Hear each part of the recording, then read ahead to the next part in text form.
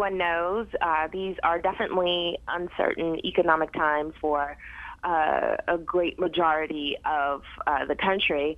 And we can all definitely benefit from some tips on how to sort of keep ourselves secure, or at least as secure as we can. So how do we get started? Well, I put together a 6-step plan for AARP.org as part of my new role as AARP's financial ambassador. And the way we get started is by developing a roadmap. In other words, a plan. You've got to understand where you're going, and the most important component of that is understand how much you have to save in order to get yourself to the retirement that you want. So when you go to the internet and you start running yourself through various retirement calculators, and you should, make sure that you're being conservative about how much you'll be able to earn on your money year in and year out. Unfortunately, we are no longer living in those days where we can count on double-digit returns. So you have to make sure that you're realistic about your expectations, otherwise you'll undersave, and that's a problem. Right. So after you make this roadmap, or what are some of the highlights of your roadmap that people can start doing right away? Focus on any debts that you're carrying. The one bright spot in this economy for people who have borrowed money to buy homes and buy cars and go to college and to fund other purchases on credit cards is that interest rates are at historic lows. We expect they'll stay there for a while. You want to use this opportunity to lock in to the lowest interest rates that you possibly can.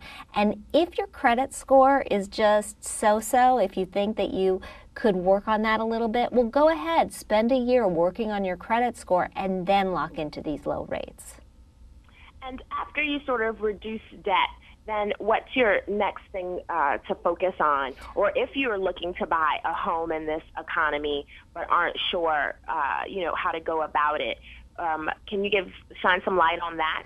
Sure. If you're looking to buy a home in this economy, the first thing I would think about is whether I'm planning to be in that home for 5 years or more. If I wasn't planning on staying for 5 years or more, once you add in the cost of moving to the cost of getting a loan, and there are still closing costs, generally it's not worth it. But if you know that you're going to be in this area for 5 years or more, I'd definitely go out, do some searching, make sure that you're buying in an area that has good economic prospects, that has good schools, and that you know what prices the market will bear. There's a story in the paper today about how, in fact, we probably have finally turned the corner on housing. You don't want to pay more than you have to.